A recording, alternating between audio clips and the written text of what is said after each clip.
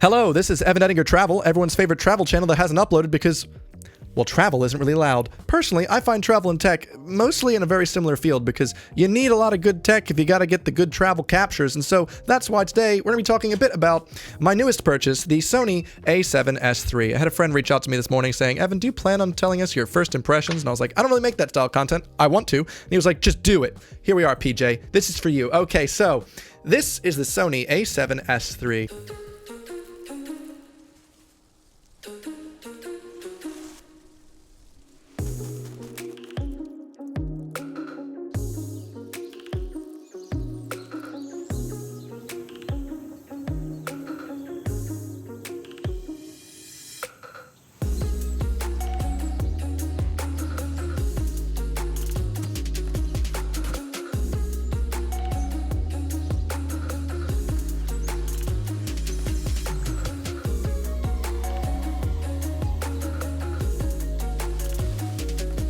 First things we're going to talk about, I can't believe I just tossed the camera like that.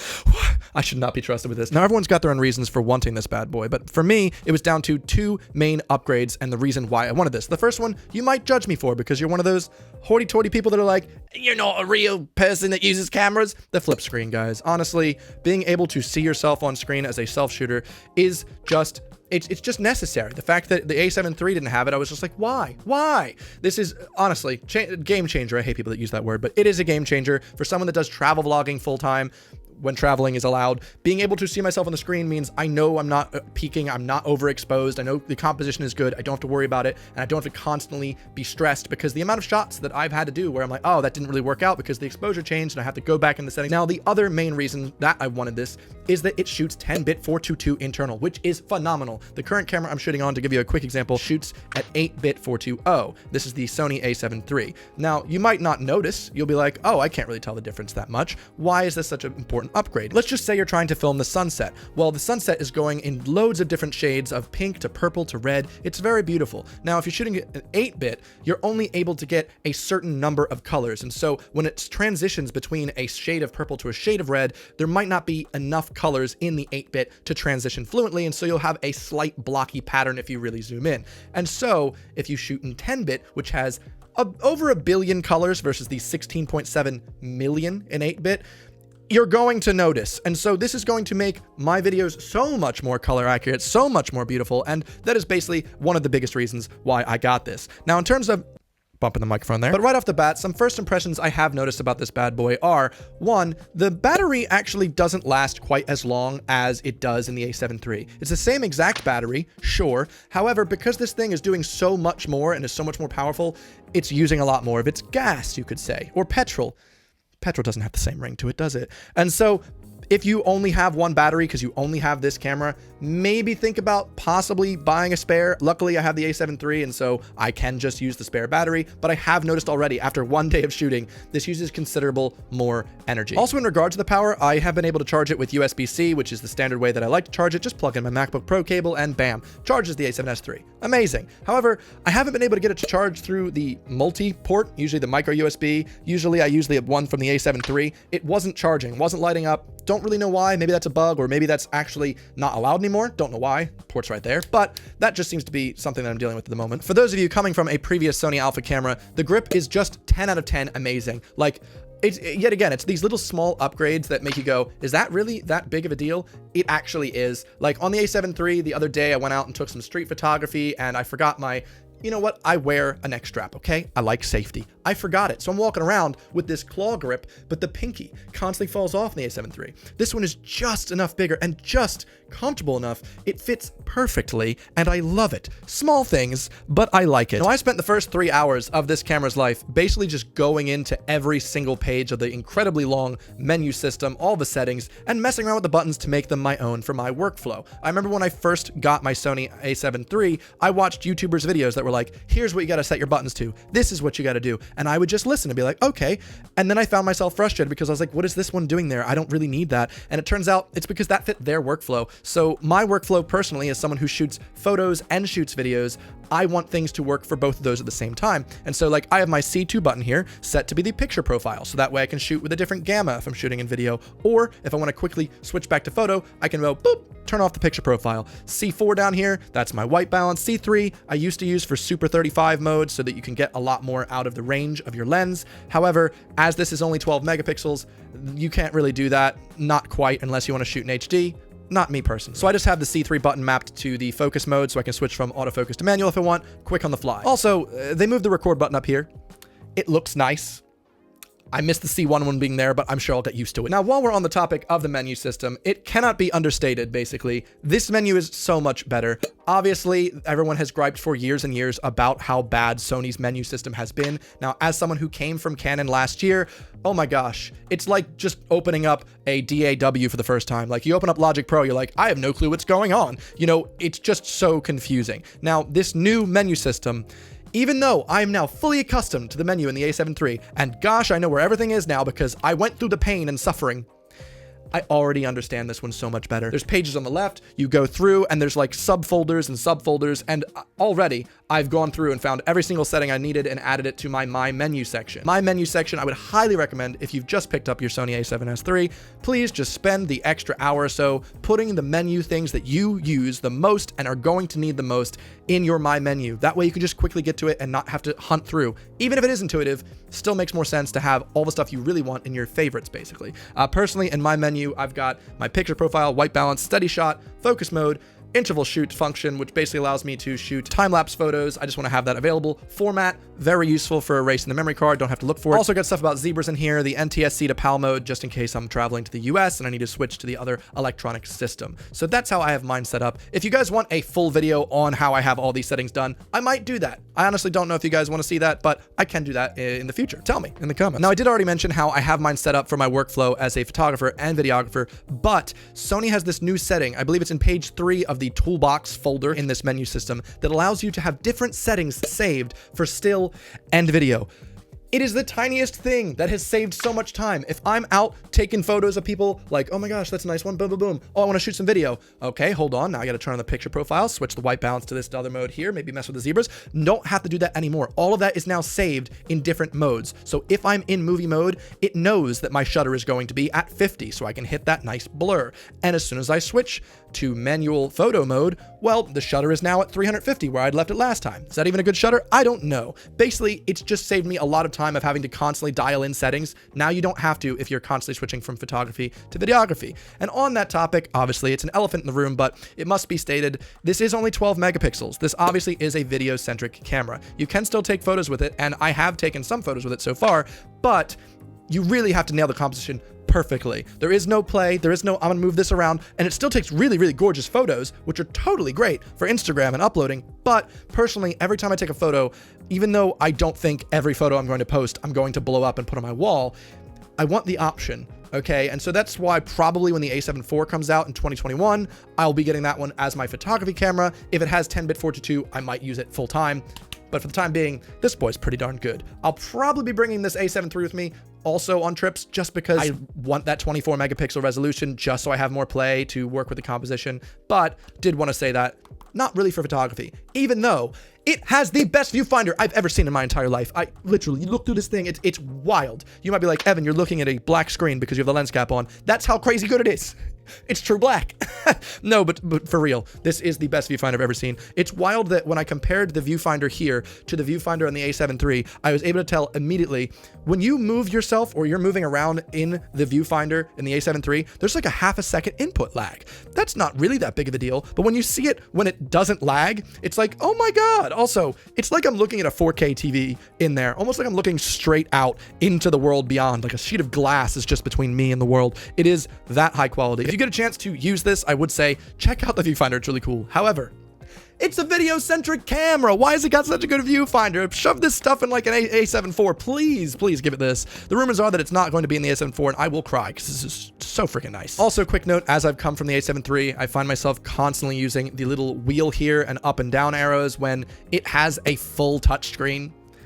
I'm just not really using the touch screen because I'm not used to it yet, but you can focus on it. You can move things up. When you're going through the menu system, you can tap things. It's useful. I just need to get used to it. Now, one of the most understated upgrades that this camera has received that I haven't seen many people talk about, which I highly recommend if you're getting this camera, you do mess with this. You can change the way your files are named now. Instead of it just being C0001 and so on and so forth, you can now have it be based on the date. So mine are the date, then EE, and then 0001, and then it goes on. The reason this is so good is because other times when you're on a trip and you're vlogging with 2 memory cards, one fills up, sometimes you can have C0001-2 because it's from another memory card, or it's from when you formatted and brought it back over, and it gets really confusing when you're trying to organize your files and edit a video, and that can honestly take up a lot of time to try and sort out. Or if you're working with another YouTuber, he's got a Sony as well, sends you some files, well now you both have a different C0001 and so on and so forth. So this one, now mine are EE for Evan Edinger, okay? I'm not sponsored by that cell phone company, but also have it based on the date, so now I can quickly see in the file format the date. It's amazing. Now, obviously, this is my first impressions. This is supposed to be a quick video, but there's just so much to love about this camera. I do want to quickly go into what I found so far when I was messing around with the file formats and what types of video you can shoot on this, because depending on the type of creator you are, you might want to shoot with different video formats. Personally, I'm always going to shoot at 10-bit 422 just because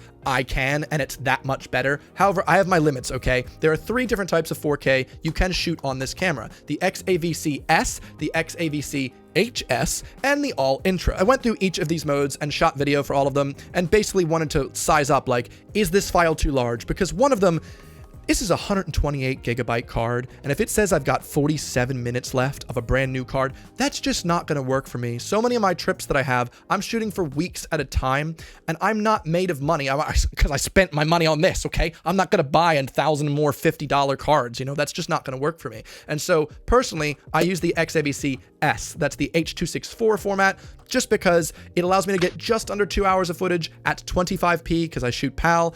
It looks good. It's 10-bit 422. I'm pretty happy with that. However, the HS mode, which is the H.265, constantly when you choose it, comes up with a little notification that says, hey, make sure you're using a compatible device to use this. Okay, I hope I have that. And also, I don't know if it's a bug, but that mode only allows for shooting in 50p or 100p, or for Americans, 60p and 120. And I don't know why, because personally, I'm going to be shooting in 25, or I'm assuming Americans want to be cinematic and shoot 24. Well, you can't do that in that mode, and so hopefully that gets upgraded. Maybe it can't, maybe it's a technical feature. I'm not trying to say I'm tech Jesus, but I would like to be, you know, praise me. I died for your cinematic shots. But the other option, of course, is All Intra.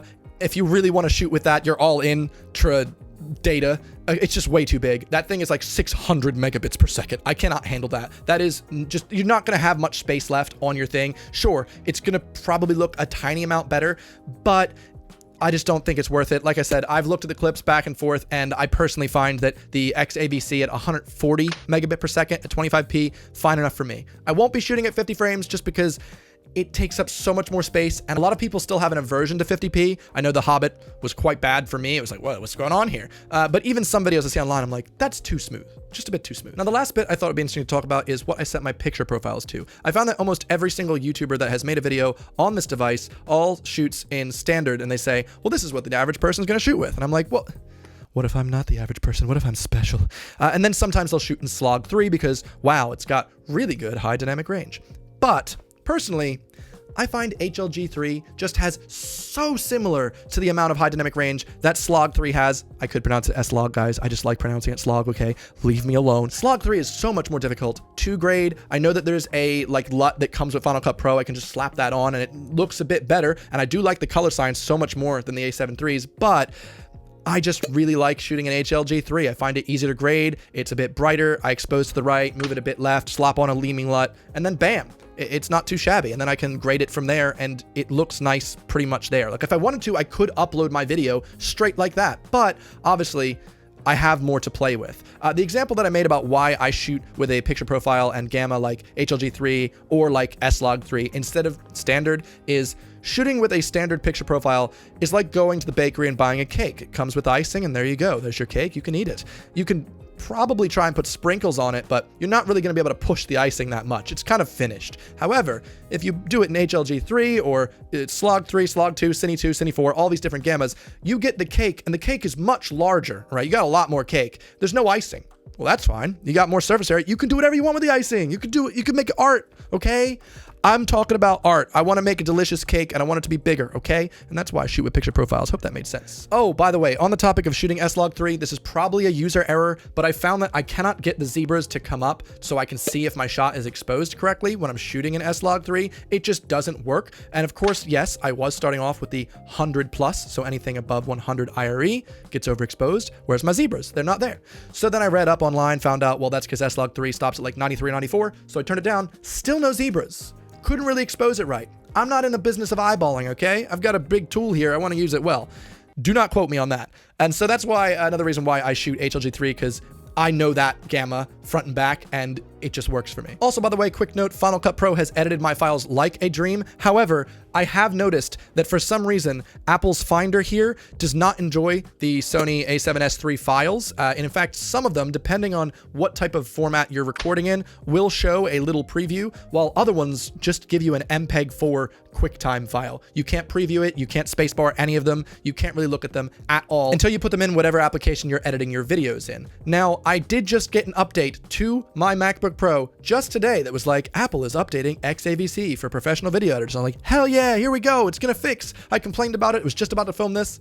It actually didn't do anything, so hopefully that is something that is fixed in the next week. Just because it's a small thing, I like to be able to preview my clips and know what they're called. But yeah, still thought it was important to note. I do really appreciate that this camera uses a full HDMI port, because if you ever had to use a mini or micro HDMI, you know that those things are just so diggly dangly, and then, oh god, it broke, I have to buy another one. They're just really sensitive. Thank God I've got a full one here. Also, oh boy, these actually clip in place and don't just dangle around like the A7 III.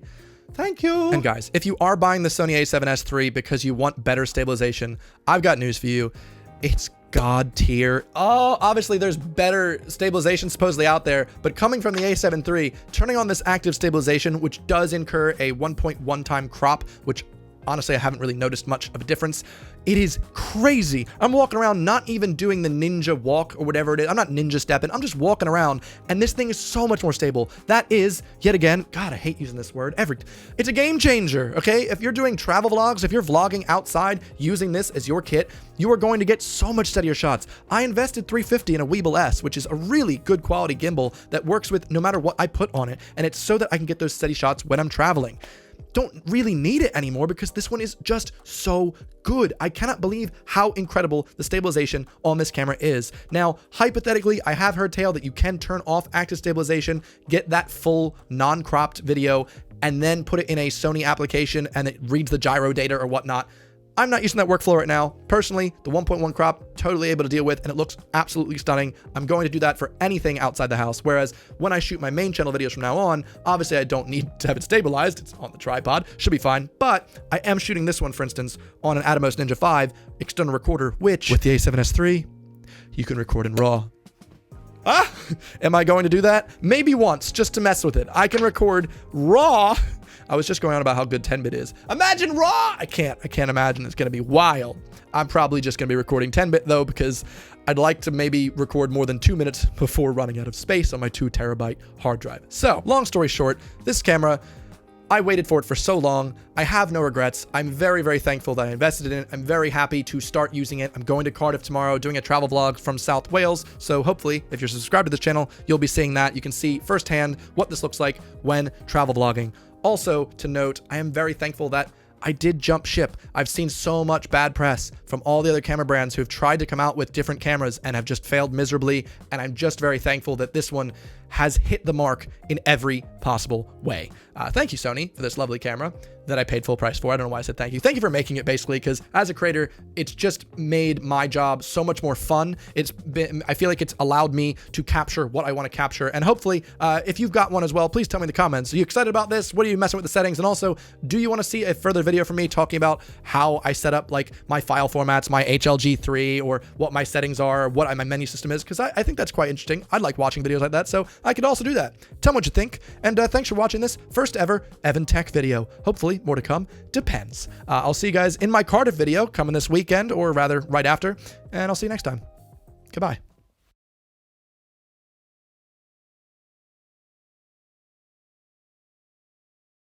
I'd like to pretend I know everything about this camera, but what the heck is this thing for? I understand that you can put it into the side so that you got like the HDMI coming out a bit further, but What is this? Is this a bicycle pump? I just can't imagine what it's for. Boop. Maybe it's a toy. It's ball in a cup. Hours of entertainment.